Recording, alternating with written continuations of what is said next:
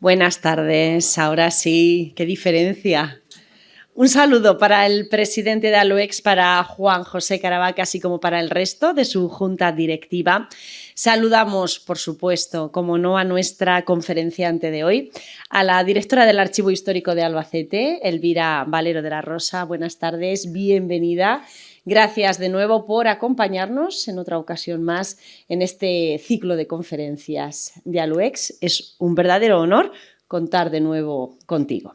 Un saludo también muy especial para todos ustedes, para todas las personas que nos acompañan lunes tras lunes, semana tras semana y que hacen posible que Aluex y que este ciclo de conferencias siga adelante año tras año. Por supuesto, también, como no, un saludo para todos esos compañeros gráficos, para Adela y para Carmela. Ya saben que ellas están grabando el vídeo que después, una vez ya editado, lo podrán ver en la página web de Diputación y también en la página de Aluex. A nuestro compañero que está haciendo las fotografías, José Chu Manzanares, de Vision Press, que él esta noche mismo, si no mañana, ya estarán todas esas fotografías para que todos ustedes las puedan ver, como decimos, en Facebook, en la página de Facebook de Vision Press. Los compañeros de la tribuna, que imagino ya se habrán marchado y que también todas las semanas hacen esa entrevista que mañana podrán ver en la contraportada de la tribuna, acompañadas por las fotografías que también han realizado ya a nuestra protagonista de hoy. 19ª conferencia ya de este ciclo, que este año lleva por título Al menos 20 años más, una conferencia con la que ya lo aviso, por si luego al final no da tiempo, nos vamos de vacaciones.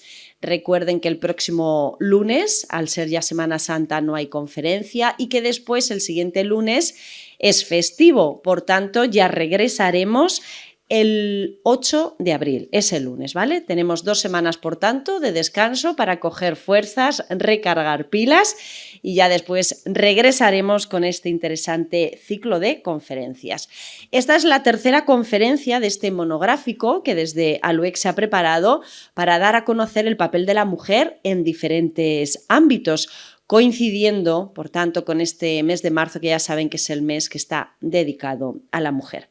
Bien, en este monográfico ya hemos conocido, por ejemplo, cómo fue la incorporación de la mujer a las Fuerzas Armadas, a la Guardia Civil, también cómo se ha representado a la mujer en el arte a lo largo de la historia, desde la prehistoria, y hoy vamos a aterrizar un poquito más en la tierra, se hará de manera general, pero también en Albacete, para hablar de los derechos de la mujer, de cómo han ido evolucionando a lo largo del tiempo.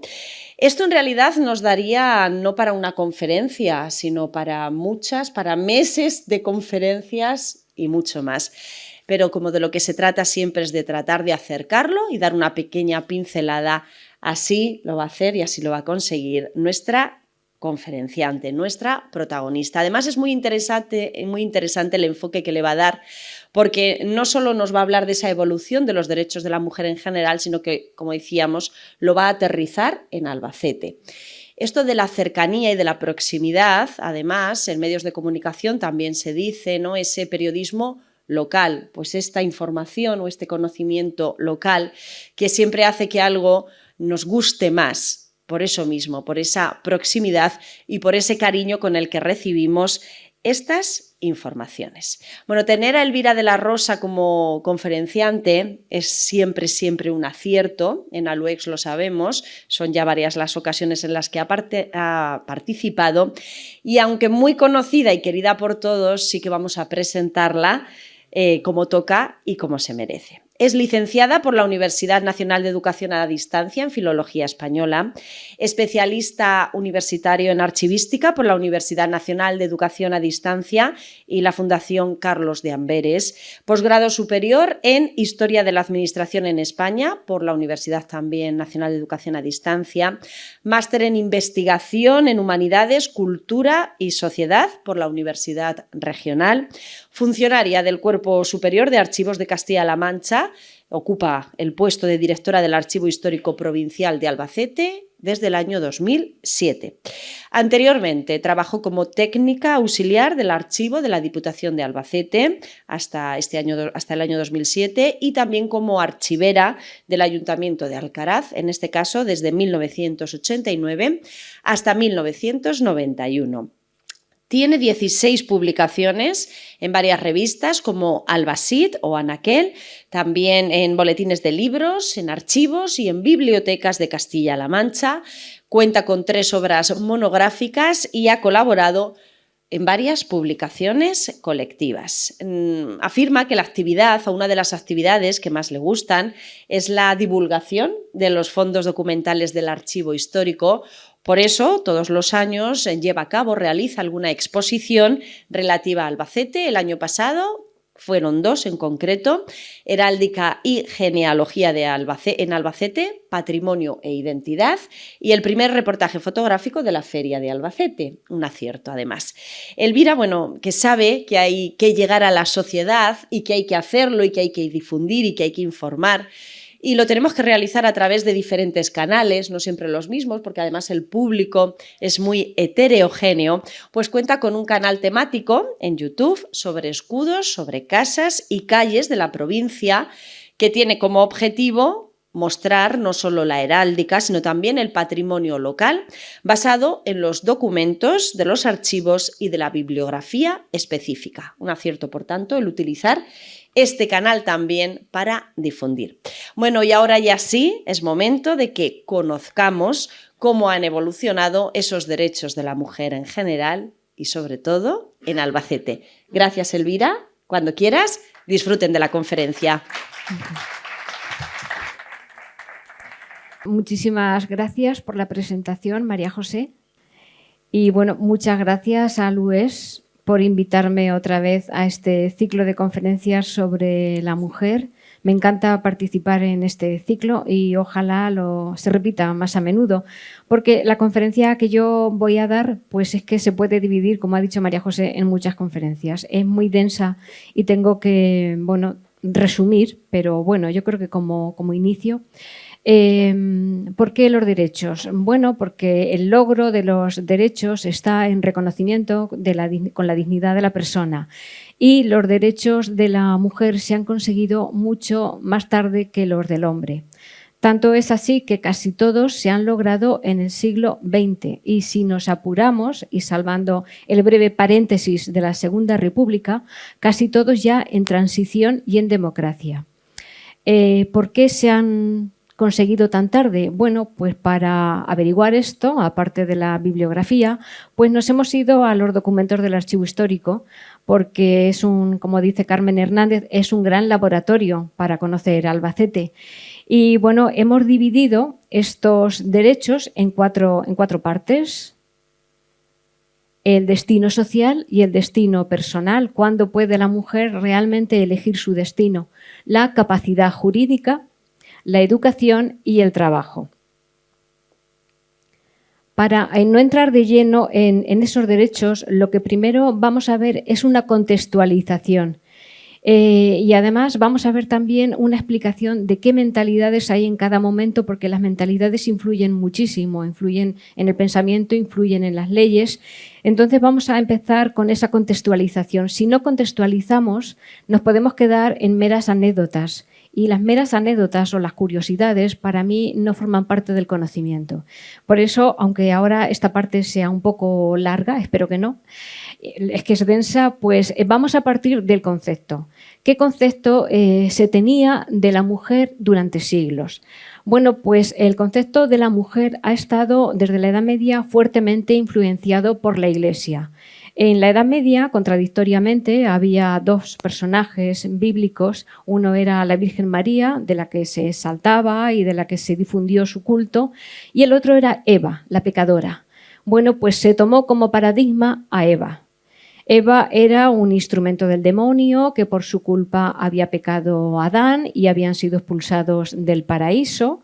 Además, Eva no era un producto original como era Adán. Adán fue creado a imagen y semejanza de Dios y Eva se creó a partir de una costilla, con lo cual Eva le debía obediencia y sometimiento al varón. Por si estas disposiciones, por si estos argumentos no eran suficientes, en la Baja Edad Media se difunden los textos de Aristóteles. Y Aristóteles era también misógino. Él decía que la mujer era un medio macho, porque un hombre debe engendrar un hombre. Y bueno, pues en ese embrión, por algunas circunstancias naturales, en vez de acabar en un hombre, pues acababa en una mujer, con lo cual era un ser física, moralmente y psíquicamente inferior al hombre. Y este concepto perduró durante siglos. Además, me he dado cuenta también que en los textos siempre aparece referido a la mujer, la virtud, la mujer virtuosa. ¿Y qué es la mujer virtuosa? Pues según los proverbios es la mujer que no avergüenza a su marido. Es una mujer temerosa de Dios, que es dura y fuerte frente al pecado. ¿Y qué valores, qué roles o qué papel tiene que tener la mujer para no avergonzar a su marido? Bueno, pues de la mujer en la Edad Media y en la Edad Moderna, incluso hasta hace poco, había varias características que se veían especialmente bien. Por ejemplo, la primera era el silencio. La mujer tenía que ser callada. La mujer no debía hablar demasiado. El silencio garantizaba el confinamiento. La mujer tenía que estar en su casa y no tenía que ser andariega. De hecho, una mujer andariega que andaba por las calles estaba muy mal visto. La mujer también debía ser hermosa, a ser posible, ¿no? Todas las guías esas de los viajeros cuando pasan por una ciudad loan la belleza de las mujeres. Hermosa, maquillada o arreglada, pero con recato. Y por último, y sobre todo lo más importante, debía ser esposa y madre. Estos son los conceptos de los que partimos como ideales. Por ejemplo, me gusta mucho este párrafo de Fray Luis de León del año 1583, porque define muy bien lo que se consideraba una mujer ideal. Él decía: es justo que se precien de callar todas, así aquellas a quienes les conviene encubrir su poco saber, como aquellas que pueden sin vergüenza descubrir lo que saben. Porque en todas es no solo condición agradable, sino virtud de vida, el silencio y el hablar poco. Porque así como la naturaleza hizo a las mujeres para encerradas guardasen la casa, así las obligó a que cerrasen la boca. La naturaleza no las hizo para el estudio de las ciencias, ni para los negocios de dificultades, solo para un solo oficio simple y doméstico. Así les limitó el entender y por consiguiente les tasó las palabras y las razones. Bueno, pues lo peor no es el contenido, sino los siglos que estuvo en vigencia, ¿eh? ¿Y qué decían las leyes? Las leyes que decían sobre las mujeres. Bueno, pues las leyes de Toro, que se promulgan en el año 1505, sientan la base de inferioridad de la mujer.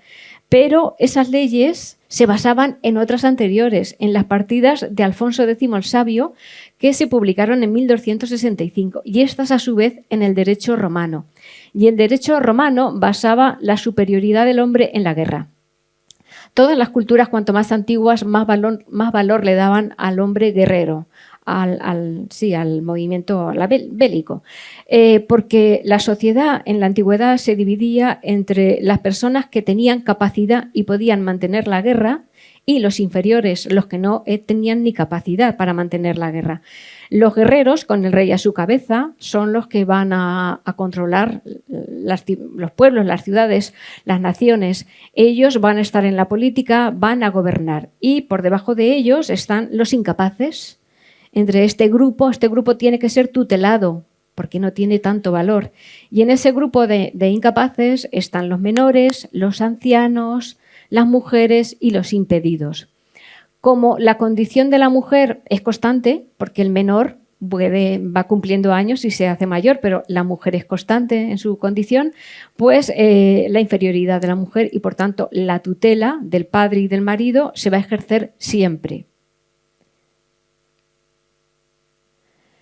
Esto que ya digo que prevaleció durante siglos, ¿cuándo tiene el punto de inflexión? ¿Qué ocurre para que de pronto las mujeres se den cuenta de esa subordinación y empiecen a cambiar el mundo? Bueno, pues para mí es la Revolución Francesa.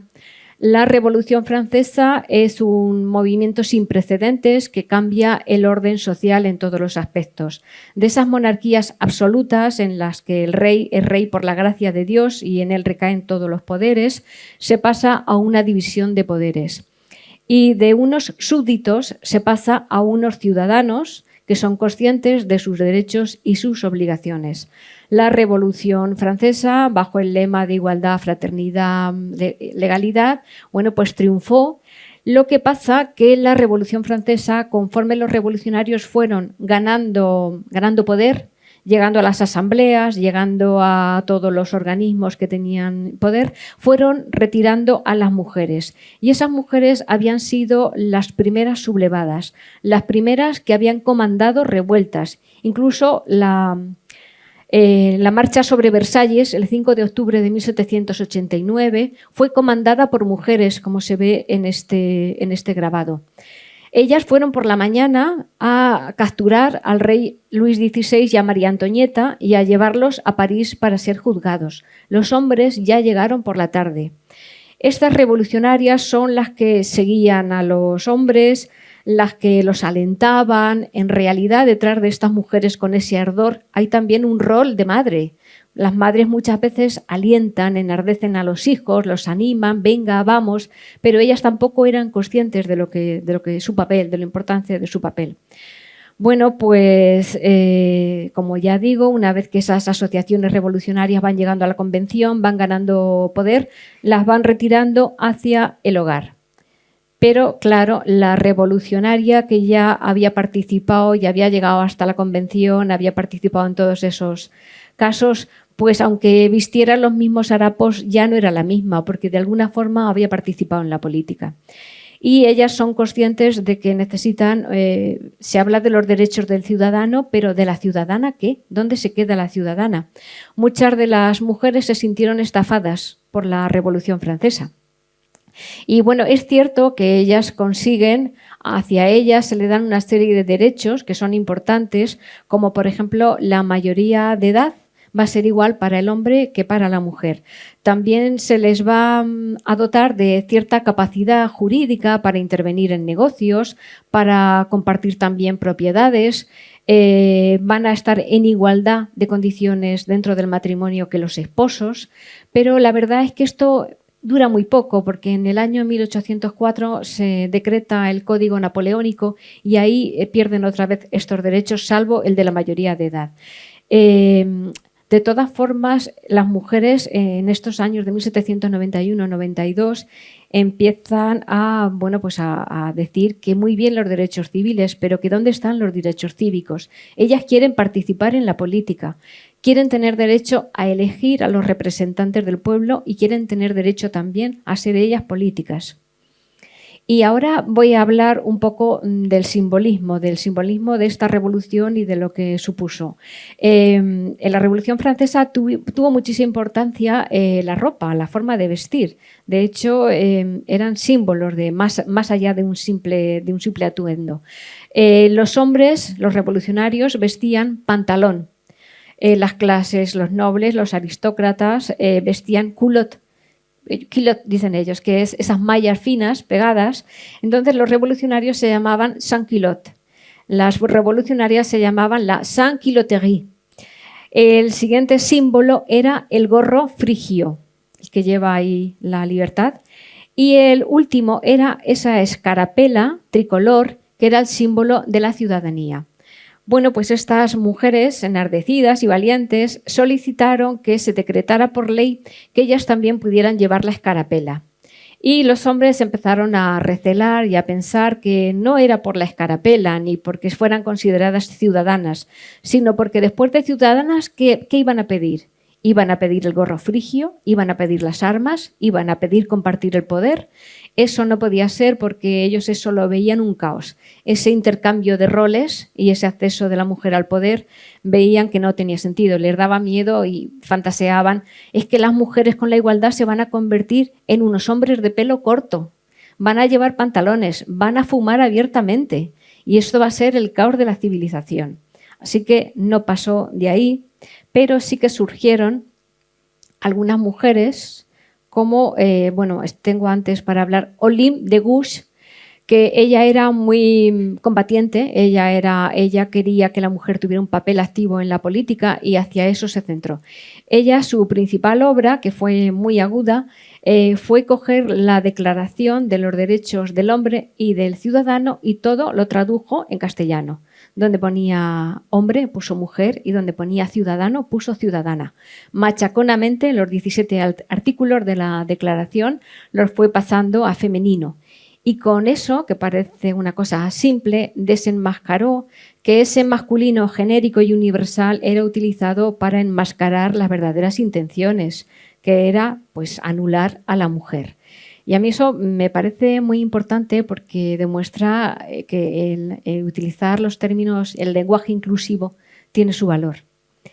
En esta misma época y en Inglaterra destaca otra mujer que es Mary Wollstonecraft, que ella va a ser la madre de Mary Shelley, la que escribió Frankenstein.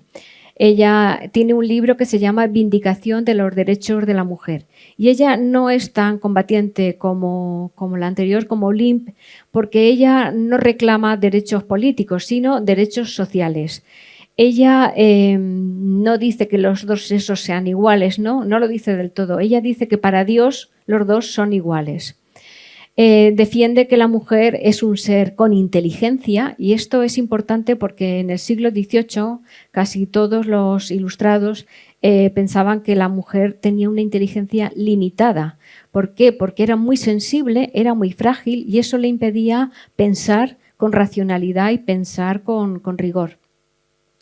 Ella, sobre todo, reclama una igualdad igualitaria para ambos sexos y además gratuita, porque ella decía que si la educación fuera igual, pues las mujeres podían llegar a tener su granja, podían llegar a regir sus negocios, podían ser médicos y podían ser mujeres independientes, pero también valoraba como positivo el que la mujer instruida se quedara en su casa si es eso lo que deseaba, porque ella decía que había una diferencia entre la mujer instruida y consciente de su valía a la esclava que pensaba que por ser tan corta no merecía otra cosa nada más que estar encadenada al hogar. Bueno, ambas son precursoras del feminismo, pero yo no considero que sea la primera ola del feminismo. Hay gente que sí, hay corrientes que sí, que esto dicen que es la primera ola. Yo pienso que puede ser la siguiente más bien, pero bueno, luego voy a explicar por qué. Bueno, pues después de la Revolución llega la Ilustración en España. La Ilustración, como ya sabemos, es también un movimiento de un avance social, educativo, cultural muy importante. Los ilustrados eran partidarios de la razón, del positivismo, de la educación, de la felicidad. La felicidad era el progreso y el progreso ellos decían que no se podía lograr si no se involucraba también a la mujer. Si la mujer no era educada como el hombre, la sociedad no iba a avanzar. Sobre todo, además, porque las mujeres eran las que educaban a los niños. Pero, bueno, había algunos detractores de la mujer que se basaban en una supuesta inferioridad y que no podía ser como el hombre, pero había efectivamente algunos también destacados defensores de la mujer, como Campomanes, Jovellanos y Feijó. Feijó tiene una frase, bueno, esta frase la he resumido yo, pero viene a decir que el hombre y la mujer tienen las mismas capacidades intelectuales. Es la diferente educación la causa que impide desarrollar sus talentos. Bueno, esto más o menos lo compartían todos, que los seres humanos nacen iguales, con la misma inteligencia, y que es después las convenciones políticas y sociales las que hacen que unos tengan un papel y otros tengan otro. Destacan también dos mujeres ilustradas, Josefa Amar y Borbón y Inés Joyes. Josefa Amar y Borbón fue una mujer muy culta, era una mujer de la alta burguesía, su padre era médico en la corte, Y bueno, pues estudió muchas humanidades, sabía latín, griego, varios idiomas modernos y era también traductora.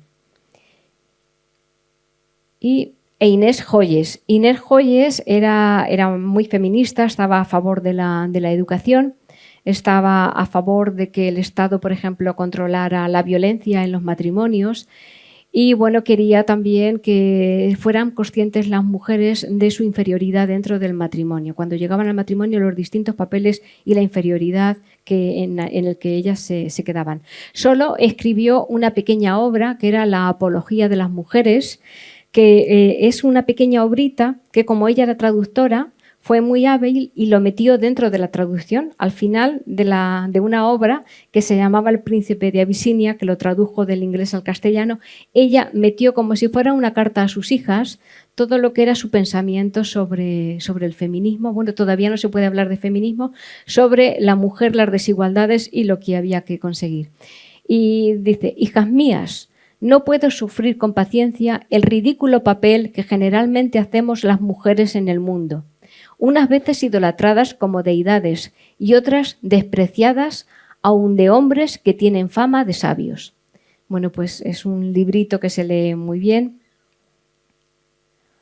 ¿Y qué pasa en el siglo XVIII, aparte de esta pugna entre los ilustrados?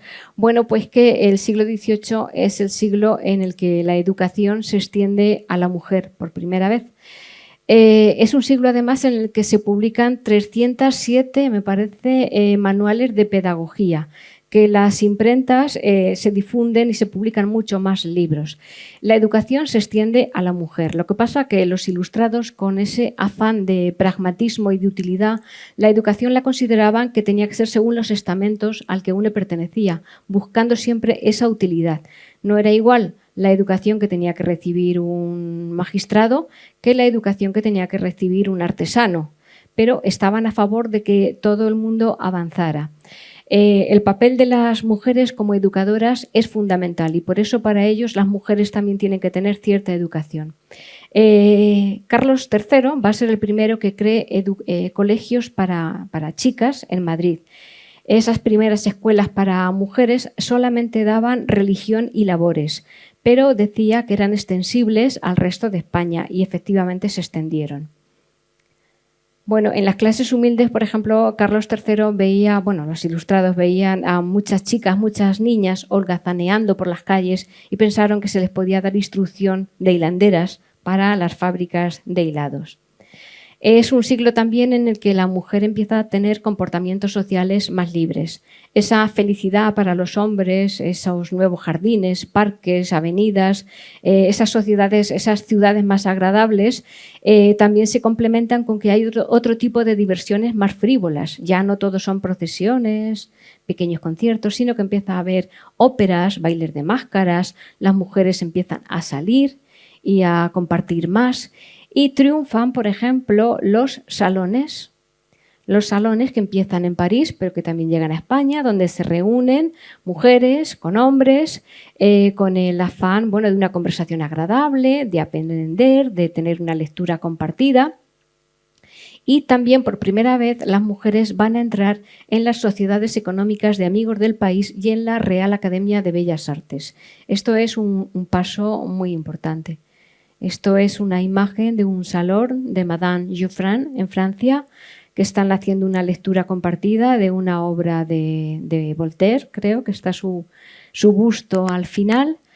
Bueno, pues a la que mencioné antes, a Josefa Amari Borbón, ella fue la primera mujer que entró en la Academia, en la Sociedad de Amigos, en la Sociedad Aragonesa Económica de Amigos del País, y luego entró también en la Junta de Damas de Madrid, además en igualdad de condiciones que los hombres. En el siglo XIX para mí es la primera ola del feminismo. ¿Por qué? Porque todo lo que hemos visto antes son cosas individuales, son mujeres que espontáneamente exponen, escriben y avanzan sus ideas. Pero el siglo XIX las mujeres se van a organizar de forma asociativa y colaborativa y eso les va a dar muchísima más visibilidad. Se organizan así y además difunden nuevas formas de protesta porque salen a la calle.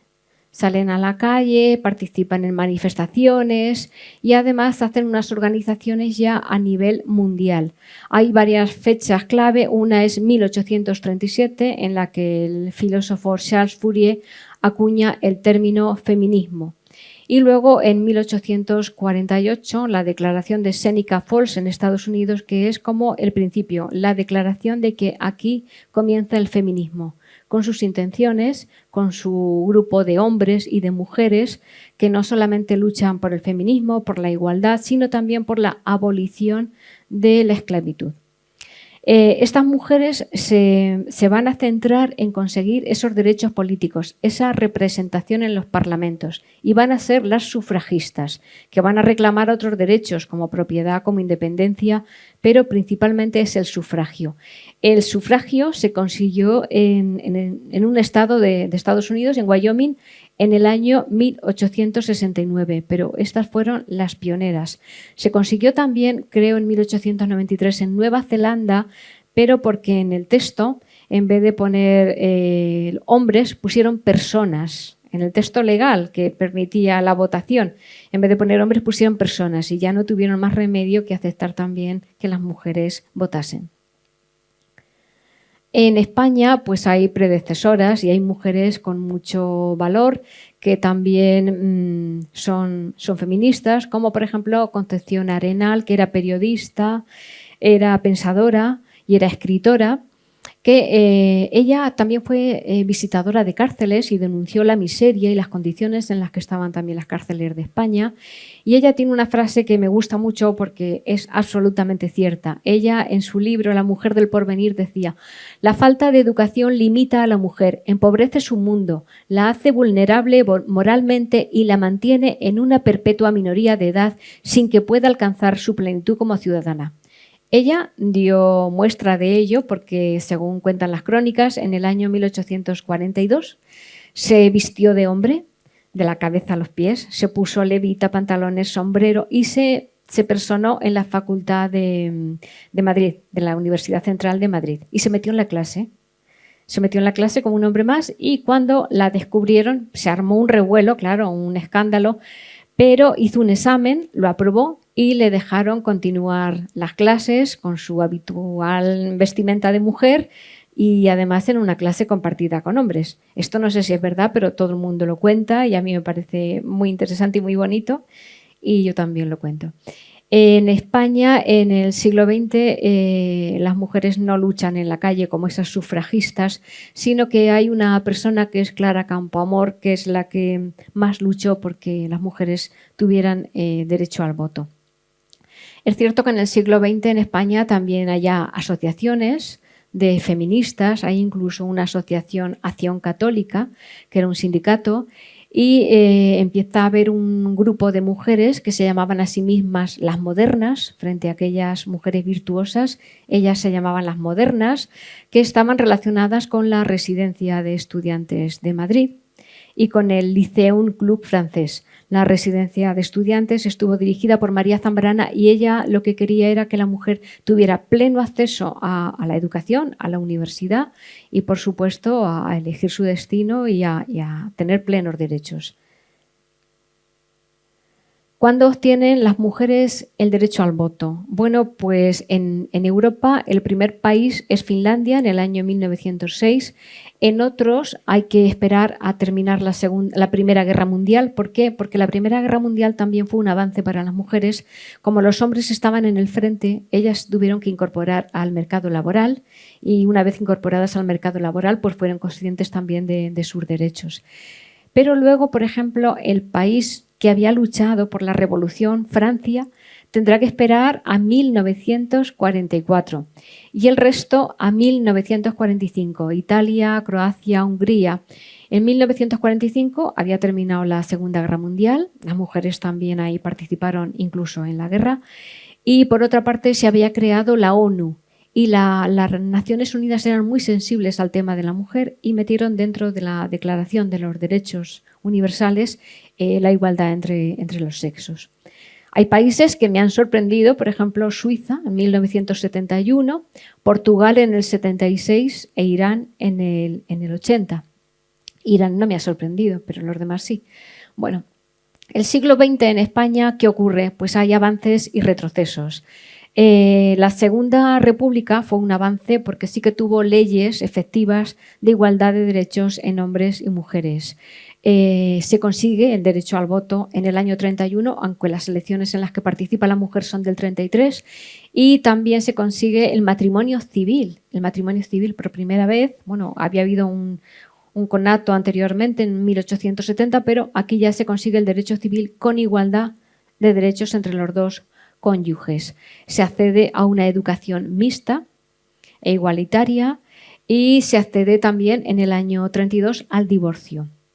¿Qué pasa? Que cuando llega Franco todo esto se elimina y para mí hay un gran retroceso porque el franquismo tiene, con la sección femenina, pues el componente para aleccionar y para involucrar a las mujeres en todos los conceptos de la falange, con 3 principios: Dios, patria y hogar. Y las mujeres otra vez vuelven a ser recluidas en el hogar. La educación se vuelve a segregar, niños y niñas con currículum distintos, y las mujeres pues son reintegradas al hogar como ángel del hogar, como guardianes y como transmisoras de los valores del franquismo. Esto es una revista del archivo que la he sacado y tiene arriba una frase muy interesante porque dice: España quiere que sus mujeres le sirvan únicamente como mujeres, que su esfuerzo y su trabajo respondan exactos a sus posibilidades mentales, luego ya estamos pensando en la inferioridad hasta psicológica de la mujer, y físicas. Estos son 2 reclamos publicitarios en la misma línea. La mujer de mis ilusiones, no tengo empeño en que sea bella, porque la belleza desaparece pronto, pero sí deseo que tenga un trato agradable, que al presentarse y alternar en sociedad lo haga con gracia y sencillez, que hable correctamente y sin afectación, que sepa recibir a las amistades, hacer agradable el hogar, que sea, en una palabra, una verdadera dama. El hombre de mis sueños, anhelo que sea uno de esos hombres que siempre parecen dueños de sí mismos, que dominan todas las situaciones, que en cualquier reunión se hallan en su centro y saben imponerse por su desenvoltura y hacerse admirar por sus modales y cortesía. Sus palabras han de ser siempre correctas, su conversación cultivada. Deseo, en suma, que sea todo un caballero. Bueno, pues esto estaba en la publicidad, nos lo creíamos, todo funcionaba bien, pero llega Simone de Beauvoir y nos dice que todo es mentira. Todo eso es mentira. Que existe efectivamente una diferencia, que no es desigualdad ni discriminación, una diferencia de sexo, que es biológica, pero que el género es una construcción. Que los estereotipos que tenemos de mujer y de hombre los vamos inculcando socialmente. Desde que nace la niña se viste de rosa, el niño de azul, los juguetes van en consonancia con ello y entonces el género es una construcción social. De ahí su famosa frase: no se nace mujer, se llega a serlo. En Estados Unidos, por ejemplo, que es un país que ya tenía unos niveles de bienestar social y de consumo muy altos, era paradójico en la sociedad porque las mujeres tenían muchísima insatisfacción y no sabían por qué. Tenían electrodomésticos, tenían coches, chalecitos de esos que vemos en las películas, pero estaban insatisfechas. ¿Y por qué? Le llamaban el problema que no tiene nombre. Y entonces hubo una pensadora, Betty Friedan, que hizo una encuesta y nadie sabía explicarle realmente lo que le pasaba, pero una de las mujeres sí que le dio la pista. Dijo: mira, yo soy la mujer de Pepe, esto lo digo en castellano, ¿no? La madre de Juan y de Lola. Soy experta en hacer comidas, en cambiar pañales, en hacer camas, pero ¿quién soy yo? ¿Realmente? ¿Quién soy yo? ¿Qué hago yo en la vida? Y esto le proporcionó a ella la base para escribir un libro que se llamaba La mística de la feminidad. Y a partir de aquí salen 2 tipos de feminismo. El feminismo liberal, que se basa en la eliminación de la desigualdad, y el feminismo radical, que sí que habla de la opresión del hombre sobre la mujer, del patriarcado. Esto es, desde luego, el comienzo, porque a partir de aquí los feminismos son ya innumerables. De hecho, cada vez van en aumento.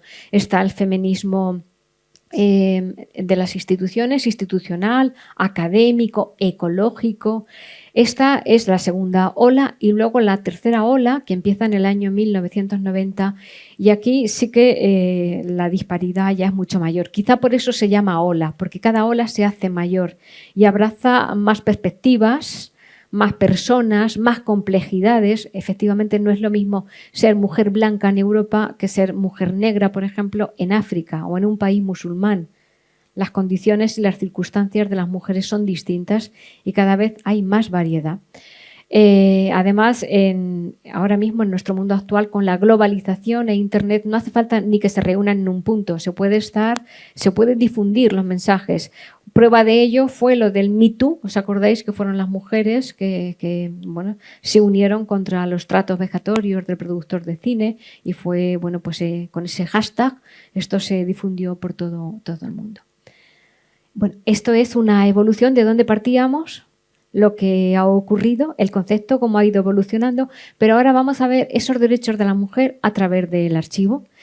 El destino de la mujer era el matrimonio, no había otro escape para la mujer. El 80% de las mujeres se casaban.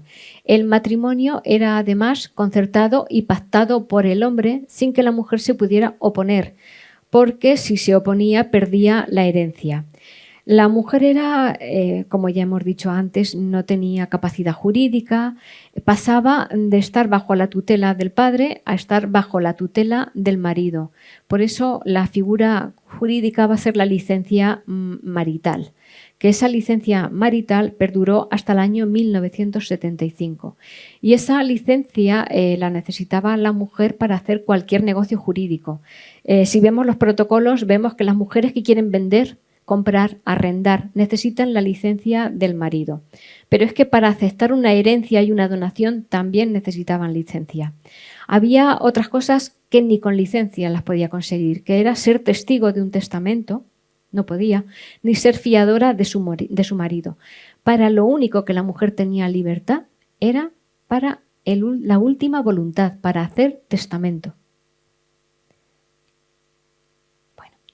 Y esa licencia, esa tutela, en realidad la mujer se definía por el hombre, primero por el padre, luego por el marido.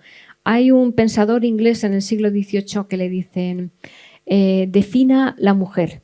Y él dice, la mujer es la hija, es la hermana, es la esposa, es la madre.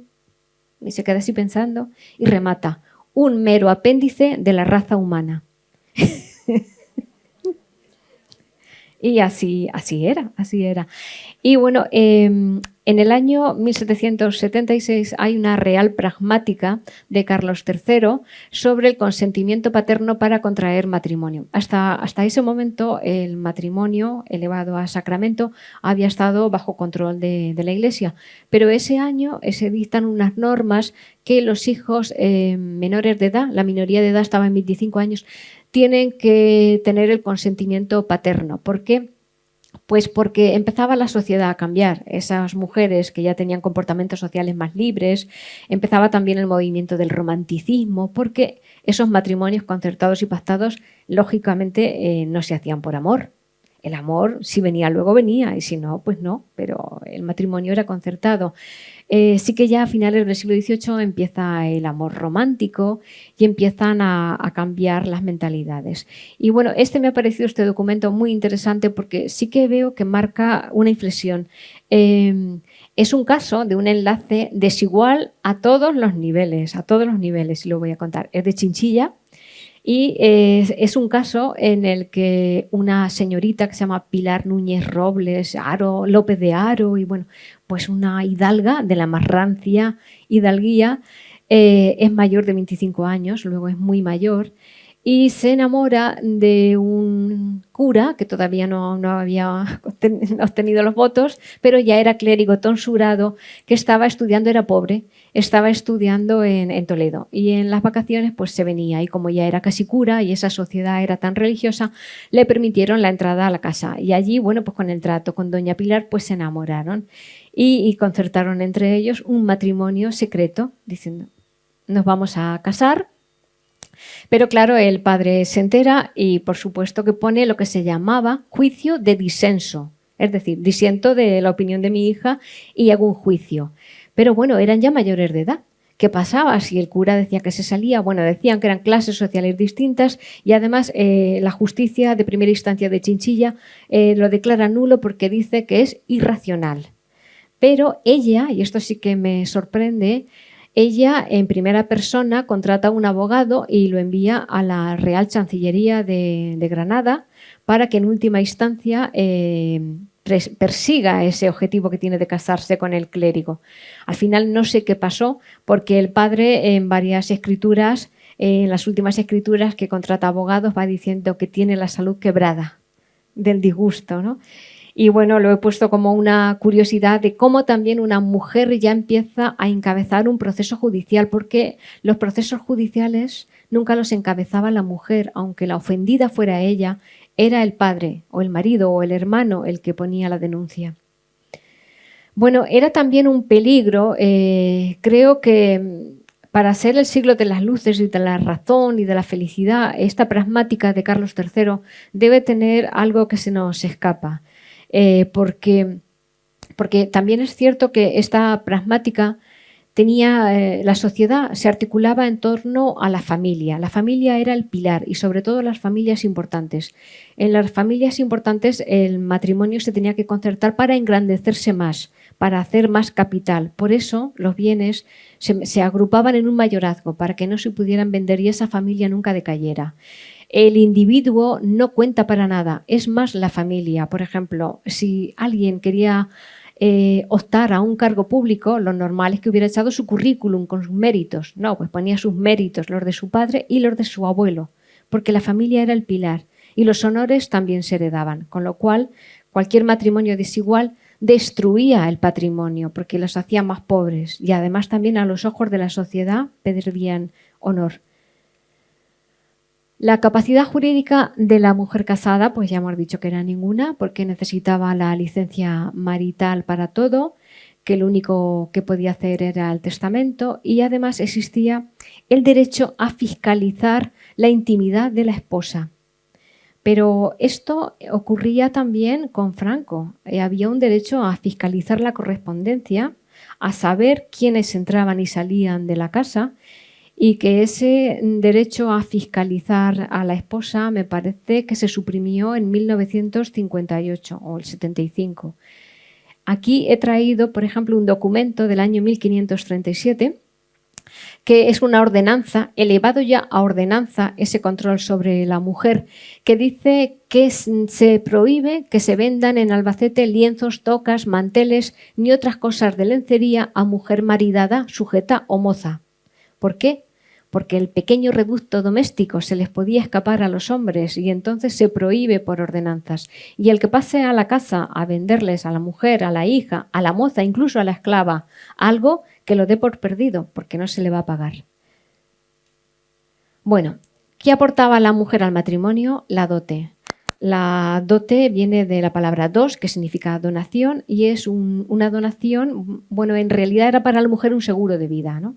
Esa dote la mujer la entrega al marido.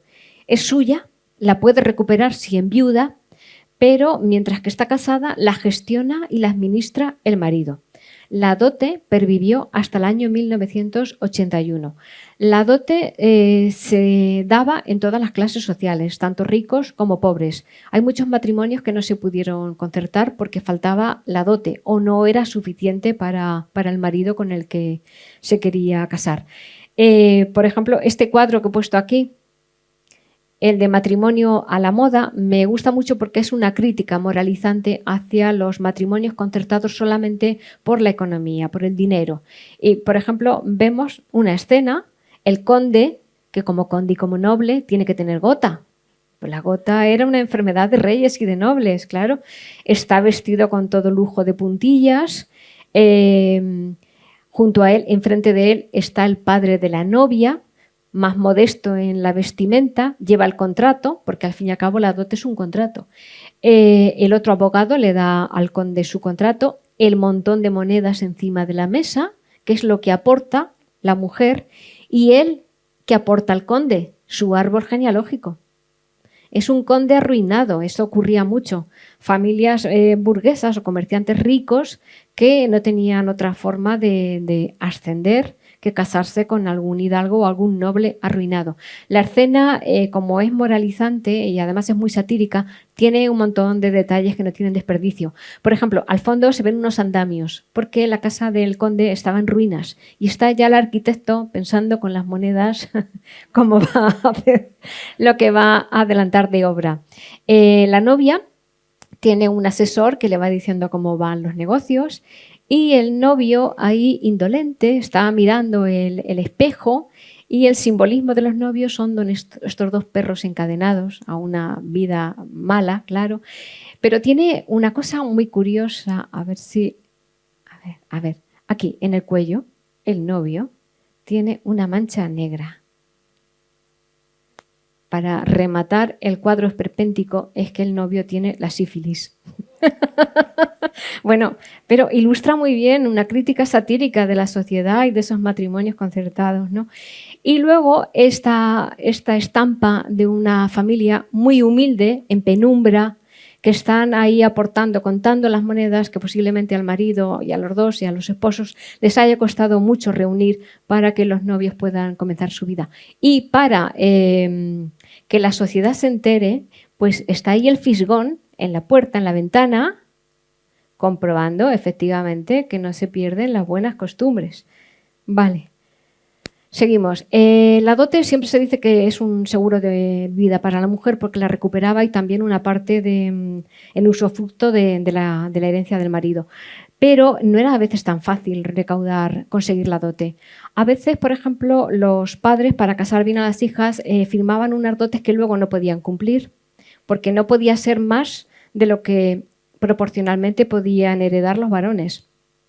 Y entonces había problemas, había incluso intentos de asesinato de la mujer cuando el padre no le daba la dote porque se consideraba una burla. Por ejemplo, es de una dama noble de Albacete, doña Mariana, que se casa muy joven y se queda viuda, aporta una gran dote y se queda viuda, embarazada, llega a la justicia, como es menor de edad, no le dan su dote. Y la justicia llega, todos los bienes y los muebles y lo que es la comida la encierran en una habitación y ella, para lo único que tiene capacidad, la pobre como viuda, es para firmar con su padre un préstamo. Su padre le tiene que dar dinero para que no se muera de hambre. O sea que la situación de la mujer era por todos lados. Luego, ¿qué ocurría con la mujer que no se casaba? Aquí esta diapositiva le he titulado La mujer sola porque parece un lamento, ¿no? Porque todavía hoy en día decimos, ¿dónde va una mujer sola? ¿Verdad? Me parece a mí que tenemos todavía un poquito en el chip. La soltería no estaba contemplado en ninguna legislación. Estaba contemplado que la mujer se casara y la mujer que no se había casado no se decía soltera, se decía doncella. Con eso se aludía a la virginidad previa para contraer matrimonio. Y en el siglo XVIII también se decía estado honesto, pero la soltería no se contemplaba.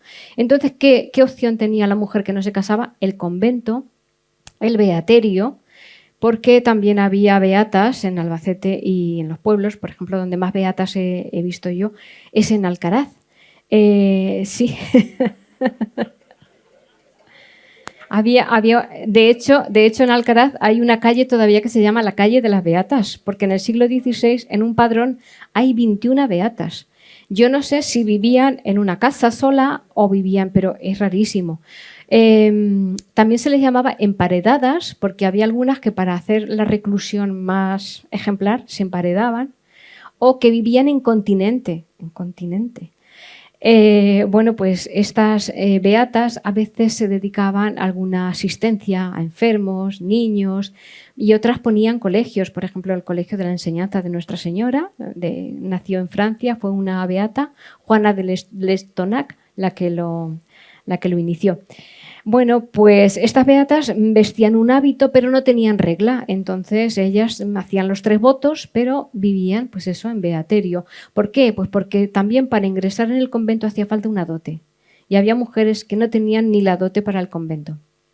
Estaban las viudas, que las viudas, bueno, pues recuperaban su dote, parte del usufructo y además sí que tenían ya capacidad jurídica para ir al notario y hacer negocios. El problema de las viudas es que, por ejemplo, si una viuda, su marido era herrero y moría el marido, ella heredaba la herrería, pero no heredaba el arte ni la cualificación, con lo cual tenía un año.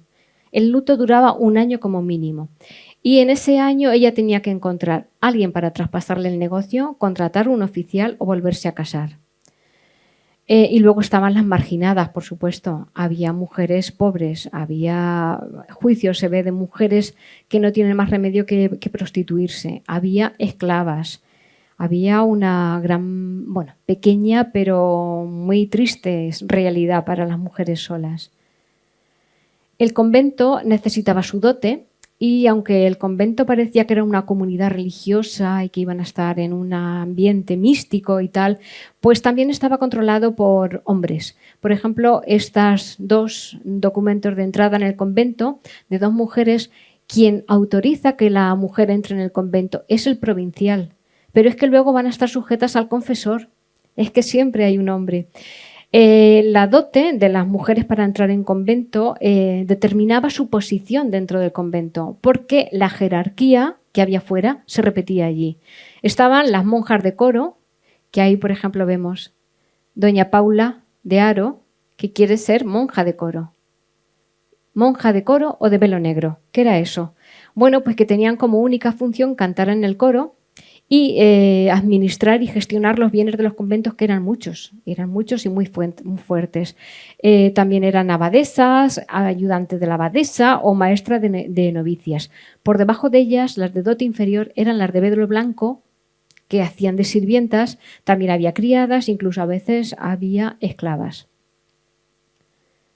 Bueno, la mujer burlada le he puesto yo ese nombre porque eran mujeres deshonradas hay muchos juicios, y eso que no creo que todas denunciaran, de mujeres que han obtenido una promesa de matrimonio y bueno, pues se entregan al hombre y luego no se casa con ellas y bueno, pues hay juicios. Hay también un caso interesante de uno solo, de una mujer por estupro, por violación, un regidor, un caballero de alto postín de Albacete, que lo condena a la Chancillería a indemnizarla con 400 ducados y además a que ingrese en la prisión, pero como está bien relacionado en el ayuntamiento, pues se pasea tranquilamente por Albacete y la mujer, en su nombre además, denuncia ante la Chancillería que no se está cumpliendo la sentencia.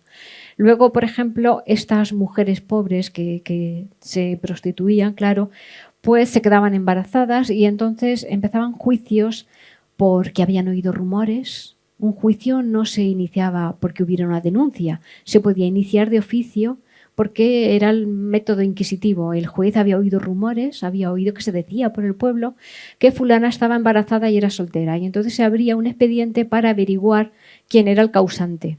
Generalmente estas mujeres decían que no les había dado tiempo a ver quién era, que habían sido asaltadas, en fin, pobreza. ¿Y qué pasaba, por ejemplo, con las esclavas? Porque hay casos en que he visto algún documento, una esclava, Beatriz, pone negra, atezada, habida de buena guerra, que cuando tiene 50 años su señor le da la libertad. Madre mía, una mujer en estos siglos con 50 años ya era una mujer vieja.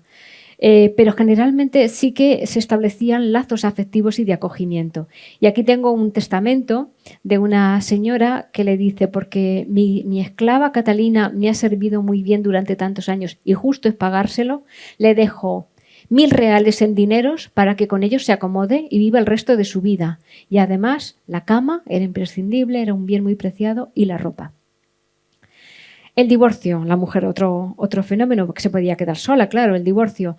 El divorcio solo estaba contemplado en algunos casos. Me ha llamado la atención porque el de 1932, es un divorcio durante la Segunda República. Cualquiera de los contrayentes podía interponer un un divorcio en igualdad de condiciones y sin tener que explicar por qué, sencillamente porque se había agotado el matrimonio, por lo que fuera, pero no había que dar más explicaciones. Sin embargo, bueno, lo primero, antes de que se me vaya, durante la Segunda República en el archivo hay de 7 años, 407 casos de divorcio. Cuando viene Franco, que anula el divorcio, hay 22. ¿Cómo? Pero es que además esos 22 ni siquiera son divorcios, son nulidades, anulaciones.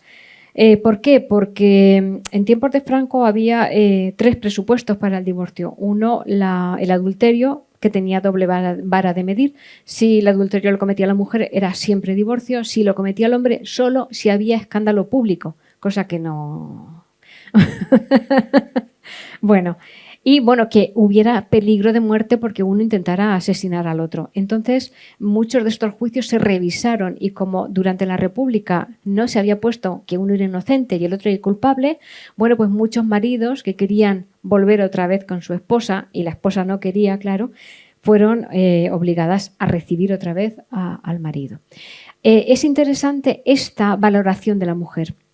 Antes y después de la República, los juicios de divorcio empezaban con el depósito. Y yo, ingenua de mí, yo pensaba que era el depósito para el abogado o el procurador. No, es el depósito de la mujer, como un fardo. La mujer había, antes que interponer la demanda, tenía que tener un sitio donde recogerse, esa palabra también.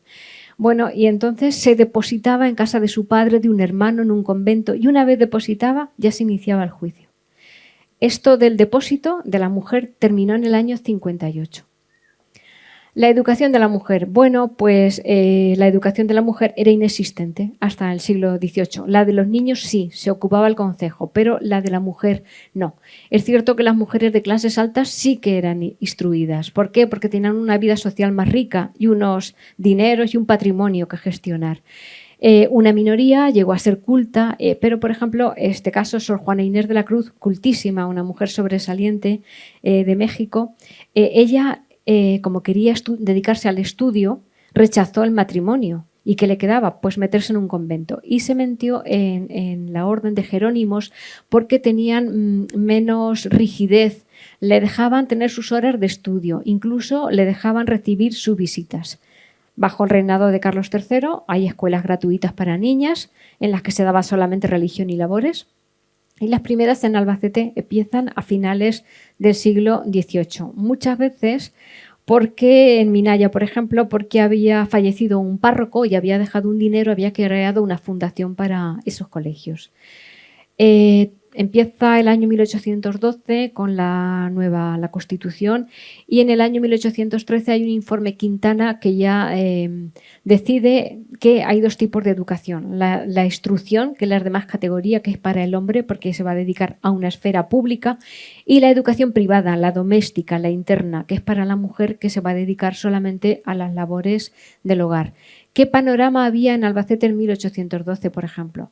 Había 7 escuelas de niños y 2 de niñas. Los niños, el salario se lo daba el ayuntamiento, pero las niñas, como salario de las maestras, eran las cuotas moderadas y tanto, que los padres le podían dar a la maestra. Y esta era la maestra de la perra gorda.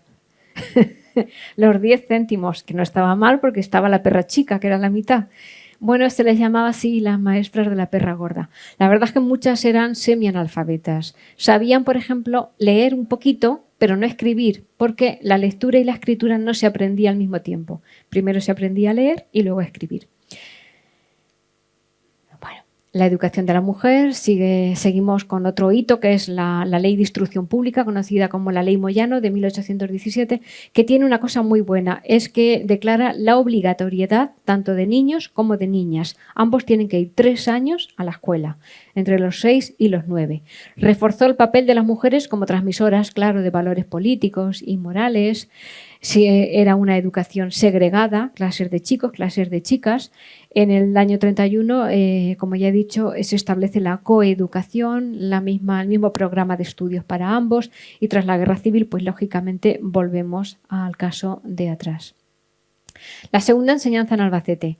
Bueno, pues la segunda enseñanza en Albacete para la mujer comenzó muy tarde. La primera matrícula es del año 1874 y es una muy joven de 11 años que era de Balsa de Bes, se llamaba Eleuteria Gil, y se matriculó en doméstica. Y lo mismo, al principio me pregunté por qué en doméstica y no en oficial, porque no podía, porque no había espacios segregados diferentes para hombres y mujeres, y las mujeres que querían estudiar se tenían que matricular por libre en educación doméstica, con lo cual iban luego a examinarse y ya está. ¿Pero qué pasaba? Pues que lo tenían tan difícil que la mayoría no llegó a terminar el bachillerato hasta el año 1904. En 1882 y 83 se prohibió la matriculación de mujeres en institutos y en universidades. ¿Por qué? Porque en 1872 ya la primera mujer había sacado ya la carrera de medicina y entonces pidió al rey Amadeo de Saboya autorización, permiso para estudiar, para ser doctora en medicina. Y dijeron, pero una mujer, ¿para qué? Doctora en medicina. Entonces dijeron en todos los institutos que hicieran un informe para saber en el Ministerio de Instrucción Pública cuántas mujeres estaban ya matriculadas, tanto en institutos como en universidades, y se dieron cuenta, para su estupor, que había algunas. Y dijeron, se nos han colado las mujeres. Por eso lo primero fue prohibir. Y luego a las que se matricularon en 1883 firmar un papel como que no se iban a matricular en la universidad. Eso estuvo así hasta el año 1910, en que una Real Orden ya se concede, ojo con el término porque el lenguaje es importante, se concede como una gracia, como una merced a la mujer, no como un derecho, el que sin consultar a la superioridad, porque todas estudiaban consultándolo primero, se pueda matricular en enseñanza oficial, por fin, tanto en universidades como en institutos. En Albacete, seguimos, hasta el año 1914 no vuelven a sacar el bachiller otras dos mujeres. Pero también hay estudiantes muy brillantes en Albacete. Por ejemplo, en el año 1900 existe el expediente de esta chica, Luisa Cruces Matesanz, que era hija de un magistrado de la audiencia. Venían de Manila, se ve que habían estado en Filipinas hasta que se perdieron las colonias. Estudió el bachillerato en Albacete y luego se fue a Zaragoza y estudió farmacia. Es de las primeras mujeres que estudiaron carreras de ciencias y además fue una investigadora muy famosa que amplió sus estudios en Bélgica, sus estudios de química también. Y luego en el año 1919 se matricula Elvira Fernández Almoguera Casas, que para mí ha sido una revelación. Esta mujer era de un pueblo de Ciudad Real, de Herencia, pero yo creo que toda su vinculación la podemos considerar de Albacete porque estudió en Albacete, luego hizo dos carreras, Derecho en Murcia y otra de Ciencias en Madrid, que no terminó. Pero sí que se colegió, fue la primera mujer que se colegió como abogada en Albacete en el año 1929. Fue la primera mujer que tuvo el cargo de fiscal en toda España, en el año 37 en Granada, luego en el 38 se vino a Albacete. Y esto es muy importante porque tanto la siguiente mujer que se colegió, que fue en 1970, no lo pudo hacer antes porque hasta el año 1966 Franco no permitió que las mujeres tuvieran acceso a la judicatura, y la siguiente mujer que llegó a ser fiscal en Albacete fue en 1974, con lo cual, ¿cuántos alumnos había, cuántas mujeres había en ese año en el Instituto de Segunda Enseñanza, hoy Bachiller Sabuco? Había 190 alumnos, mujeres eran solo un 8, un 4%. La mujer y el trabajo. Bueno, pues la mujer, la verdad es que a pesar de todas esas limitaciones, la mujer en su hogar, la mujer en la casa recogida y tal, la mujer ha trabajado siempre, dentro y fuera de la casa. Lo que pasa que ha sido un papel invisible. ¿Por qué? Pues porque el cabeza de familia era el marido, era el que salía fuera a trabajar.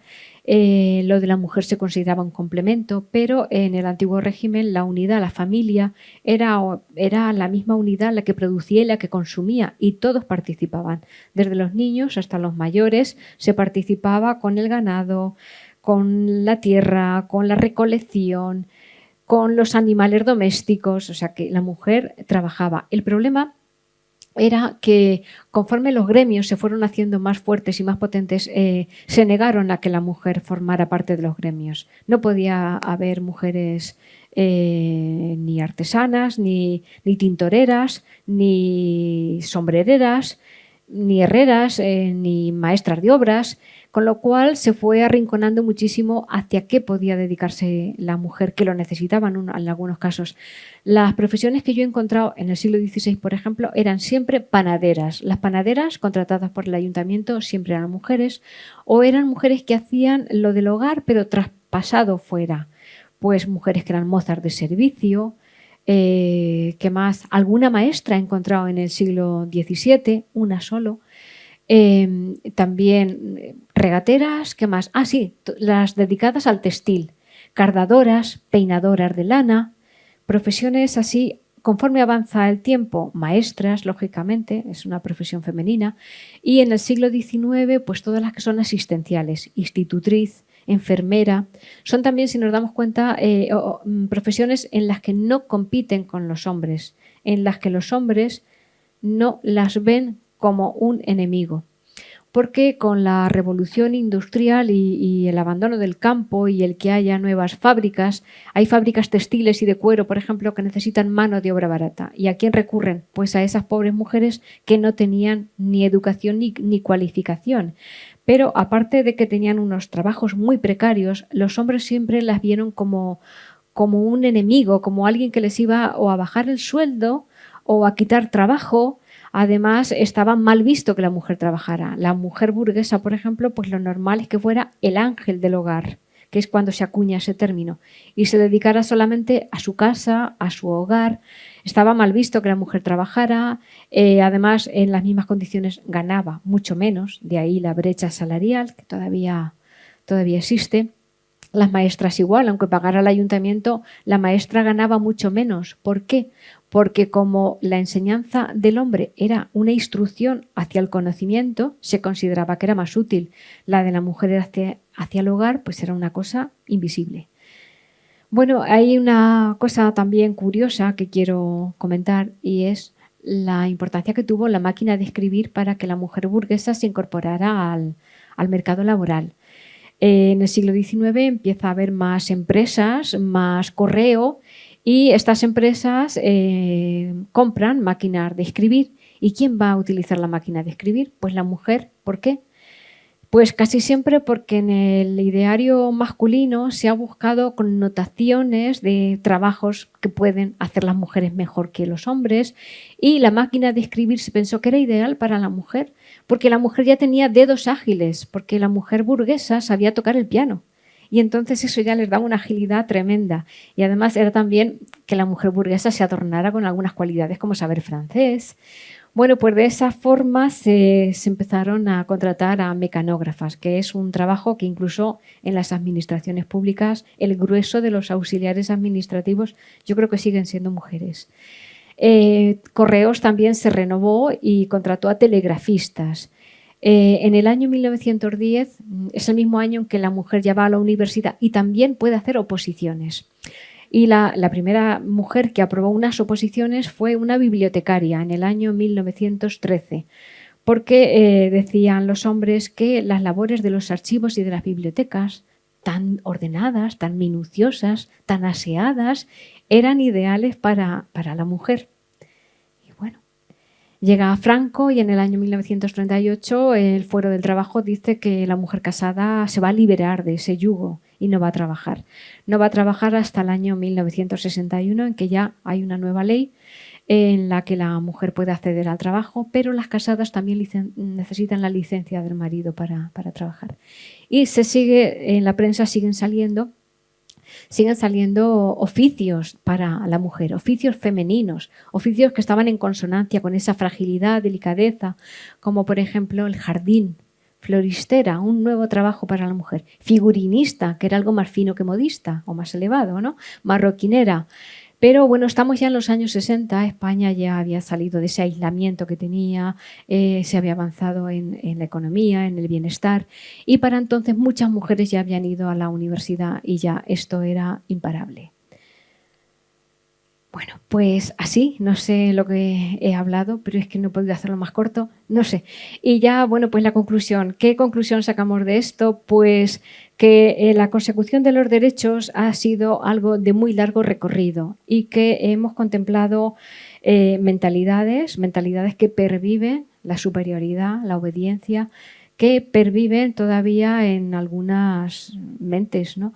Hemos observado que hay conceptos que permanecen, que se han conseguido muchas cosas, casi todas buenas y positivas en el siglo XX, que falta mucho por conseguir porque, bueno, por problemas, sobre todo yo creo que la violencia física, psicológica, la violencia es un hecho y eso hay que desterrarlo.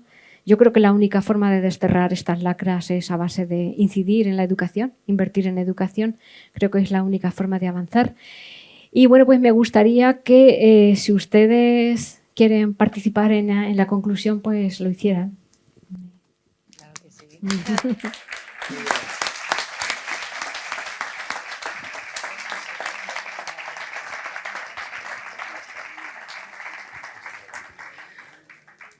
Muchas gracias, Elvira. Muchísimas gracias.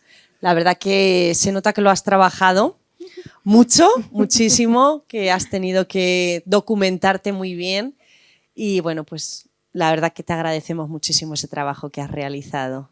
Gracias, Pues, de verdad. Espero que os haya gustado. Sí, mucho, ¿verdad? Ya tenemos la primera pregunta. Venga, vamos. Pues no tengo más remedio que felicitarla a usted, porque a mi juicio ha dado una conferencia excepcional. Muchas gracias. Luego, por lo que a mí me afecta, porque no voy a gastar mucho tiempo, porque hay personas más importantes que yo que darán una felicitación más extensiva, pero no más verdadera. Y luego me he quedado pensando, bueno, he pensado muchas cosas. Digo, ahora que ya no se fijan los hombres en mí, ni me querrán en un convento, no sé lo que voy a hacer. Menos mal que me ha quedado una paguica y con ella puedo vivir. Nuevamente la felicito a usted. Gracias. Vaya mujer de los pies a la cabeza. Y de la cabeza a los pies. Muchas gracias, de verdad. Muchas gracias. Me ha gustado mucho, bueno, no me ha gustado, me ha hecho mucha gracia, me ha chocado eso de la maestra de la perra gorda. Sí. Yo desde luego no he llegado a ese estado. El gobierno, bueno, como decía mi abuelo, el gobierno se ha portado muy bien conmigo. Lo mismo el que se fue que el que está ahora. Estoy bien con todos los gobiernos. Esto Claro. que quede claro, para no crearme enemigos. Una mujer muy hábil también. Eso es. ¿Hay preguntas? Muchas gracias, doña Teodora. Tenemos aquí otra pregunta. Hola, querida Elvira. Hola, Ana. Bueno, ¿qué decirte? Me quedo sorprendida, ¿eh? ¿A que sí? Bueno, es increíble. Yo quería aportar como una especie de homenaje concretamente a la figura de Concepción Arenal, la visitadora de cárceles, y poner aquí en común que hay una película preciosa sobre su vida y que hace honor a toda su trayectoria. Y bueno, querida, otra vez, muchísimas felicidades, de verdad. Dejas a la mujer en el sitio que merecemos. Gracias, gracias. A ti siempre, querida.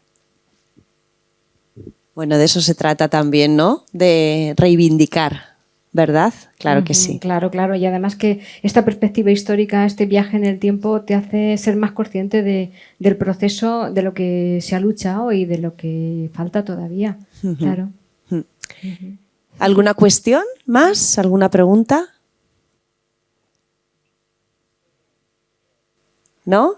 ¿Sí? Venga, Aurora, ¿le podéis pasar el micrófono? Yo tengo buena voz. Bueno, muchas gracias porque me ha encantado su disertación, todo lo explicado. A mí, que tengo muchos años, me ha hecho recordar. Yo me casé en el 60, o sea que he pasado por todos esos caminos. Bueno, por todos no, pero por los últimos. Y gracias a una evolución que hubo en un momento, yo toda decidida me separé sin contar con nadie. Así cogí y pedí la separación. Y eso lo he recordado ahora, digo, fíjate en qué momento yo lo conseguí. Teodora y yo fuimos compañeras de estudios también, ¿eh? Teodora? No me oye. Pues sí. Así que me ha encantado, de verdad, Pues muchas gracias, todo el muchas trayecto gracias. que ha hecho, el que no conocía y el que conocía también. Ya lo sabe, ella.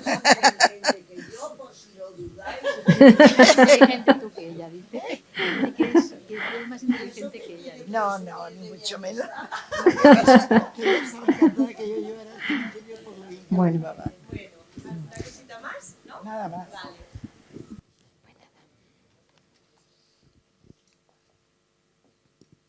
Gracias, Aurora. ¿Algún comentario? Sí. Pues nada, que felicidades pues también por la conferencia que nos ha brindado esta tarde.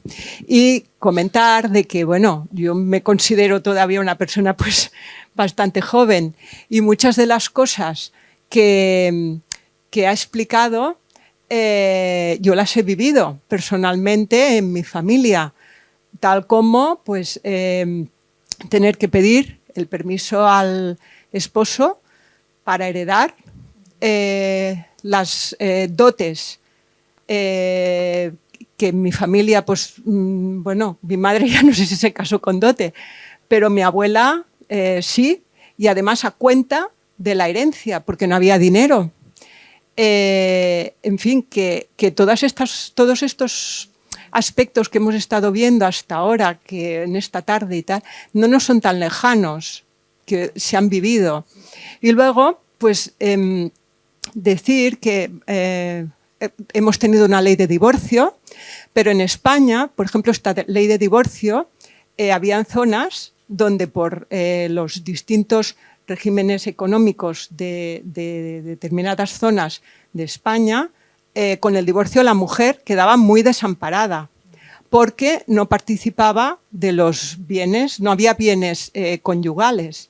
Entonces fue una mujer la que intervino en este aspecto y hizo que hubiesen pues, cláusulas de Encarnación Roca, que consiguió una modificación de la ley del divorcio que tenemos actualmente para que en determinadas zonas, sobre todo, por ejemplo, en Cataluña, la mujer no quedase en una situación de pobreza como consecuencia de la separación de bienes que había dentro de los que hay dentro del matrimonio. Y esto es de hace 4 días. Nadie se dio cuenta de cómo quedaban las mujeres. Con la ley de divorcio, nadie se dio cuenta de cómo quedaba la mujer en determinados puntos de España, donde la separación de bienes era por ley. Quiero decir que somos las gran olvidadas muchas veces. En los grandes avances se nos deja atrás. Y esto es así. Bueno, muchas gracias. Muchísimas gracias. Gracias también, Carmen. Sí, voy para allá.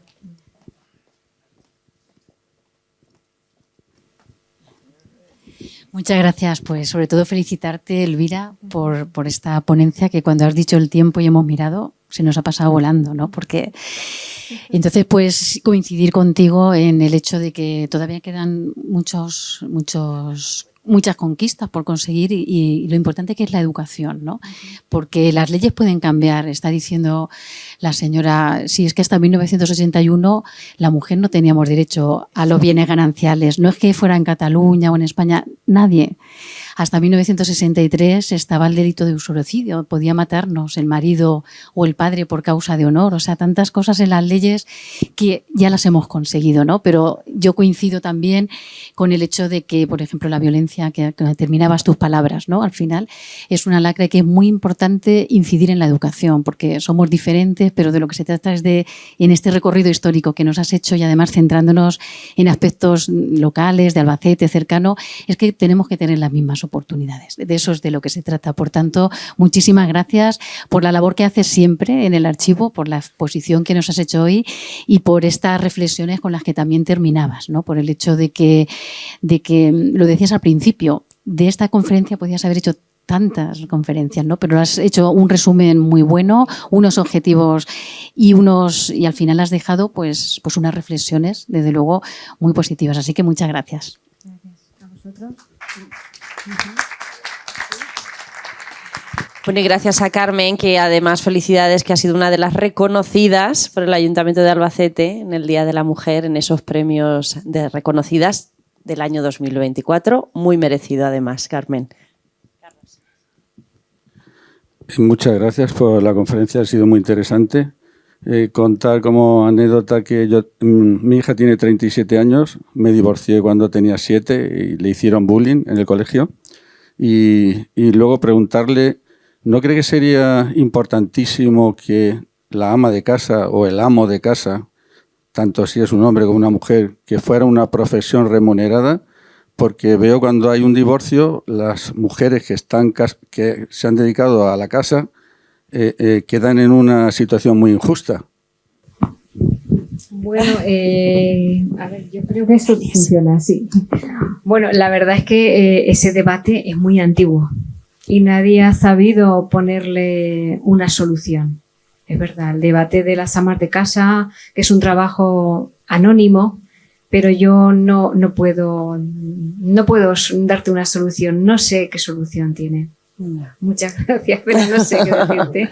Sí, es complicado, sí. Quizás yo creo que también como reflexión, y incidiendo en la educación que decía Elvira, es que el trabajo de la casa ha de ser compartido, la corresponsabilidad, y que si de verdad, bueno, pues alguien libremente y en total libertad decide quedarse a ser ama de casa o amo de casa, pues ha de ser un pacto también con su pareja para entonces poder compartir también los ingresos, ¿no? Es cierto que luego en el divorcio, pues una de las repercusiones negativas cuando se ha decidido libremente, ahí hay pues un tiempo según la edad de la señora o el señor, etcétera, pues para poder adaptarlo. Pero muy importante también que se vea la necesidad de la corresponsabilidad y de tal manera que libremente tanto mujer como hombre puedan salir, ¿no? Si quieren, a trabajar fuera, y que no tenga que ser una de las personas las que tenga que, por obligación, quedarse, ¿no? Todo la libertad de poder elegir. Bueno, es una opinión. Gracias, Carmen. Sí.